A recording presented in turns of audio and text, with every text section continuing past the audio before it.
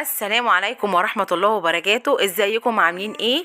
طبعا انا انشغلت عنكم بقى جدا جدا، بس النهارده جايه اقول لكم انا انشغلت عنكم في ايه. النهارده بقى زي ما قلت لكم هوريكم جولة في شقة اخويا العريس قبل ما تتفرش، وهي لسه ما اتفنشتش، وبعد كده بقى هوريكم بعد ما تتفرش هتبقى شكلها ايه. يلا بينا نشوف هتبقى عاملة ازاي. هنا بقى انا هوريكم شقة اخويا العريس من اول حاجة، وهو لسه بقى ايه الشقة لسه ما اتفرشت. ده اخويا بقى يا جماعة، مصطفى جوبة. انا هنزل لكم اللينك بتاع صفحته إيه في على الصفحة بتاعتي. هو طبعا زي ما انتم شايفينه يا عيني ايه بقى متبهدل وطالع عينيه خالص، وان شاء الله هوريه لكم في الفرح هيبقى زي القمر عامل ازاي. عقبال ما تفرحوا بولادكم يا رب. شايفينه التعب والارهاق باين عليه ازاي، تعبان جدا يا حبيبي. عقبال ما تفرحوا بولادكم كلكم يا رب. بصوا بقى النهارده يعني الشقه بقى كانت ايه. كان النهارده بقى كنا جايبين ان الراجل بتاع البرائع كان بيركب البرائع. طبعا بقى كنا موجودين فيها. هي الشقه دي في بيت بابايا، فعشان كده بقى احنا كنا موجودين كلنا تحت وايه، وطلعنا بقى عشان نشوف مع بتاع البرائع وهو بيفنش الشقه بيركب البرائع. بصوا دي اوضه الاطفال. طبعا بقى ايه هوريها لكم كمان وهو بيركب البرقع بتاعتها. اوضه الاطفال كل حاجه كده يا جماعه في البساطه بتبقى حلوه. واخويا كمان بيحب بقى الرياضه، فالمشايه دي بتاعته يعني العجله دي بتاعته بيحب يلعب عليها عشان لو وزنه زاد او كده. ده طبعا الريسبشن زي ما انتم شايفين بقى مكركب خالص. ودي اختي عزه وفهمي واسرار المطبخ زي ما انتم عارفين.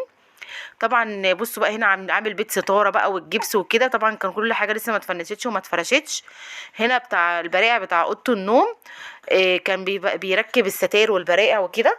انا بوريكم جوله سريعه جدا جدا. انا اتاخرت عنكم كتير عشان كده ما كنتش عارفه ان انا انزل لكم فيديوهات بسبب ان انا كنت مشغوله في موضوع الفرح. بكره يا رب كده ان شاء الله يجي عليكم الدور وتشوفوا ولادكم كده وتفرحوا بيهم وتتعبوا زي ما احنا تعبنا، عشان ده اخويا وابني وكل حاجه ليا. بصوا هنا كان بيركب برقع اوضه النوم. طبعا كانت كل حاجه لسه ما اتفرشتش. هوريكم طبعا الفينش بتاع الشقه بس في فيديو تاني. تمام. وهنا بقى كان بيركب البرقع بتاعه الليفنج بتاعه اوضه الاطفال. هو جايب سرير واحد ودولاب اوضه الاطفال وعامل معاها كنبه زي ما انتم شايفين. طبعا احنا عارفين بالغلا ده كل واحد بيعمل على حسب مقدرته، ربنا يعين كل واحد ويقدر كل واحد على اللي هو فيه. زي مين بقى طبعا الجبس عايزه اقول لكم كل حاجه رقيقه وجميله، والبساطه حلوه وتحفه والوان تحفه. كل حاجه في الشقه كفايه الراحه النفسيه اللي فيها. تمام. وكمان هوريكم بقى الحمام. بصوا الوانه عامله ازاي. هوريكم طبعا في الاخر طبعا الفينش في الفينش هوريكم المطبخ كمان يبقى عامل ازاي. بصوا احنا كنا رصينا حاجات بسيطه. تمام. بصوا اللون بتاع الحمام روعه جدا، الالوان الجراي دي حلوه. وهنا طبعا الريسبشن بعد ما تركب فيه البرائع. بيت الستاره هو عامل بيت ستاره. بصوا بقى. وطبعا برضو هوريكم في الاخر. انا عملت لكم جوله سريعه. استنوني بقى في الفيديو الجاي هوريكم بقى الشقه بعد ما اتفرشت وشكلها.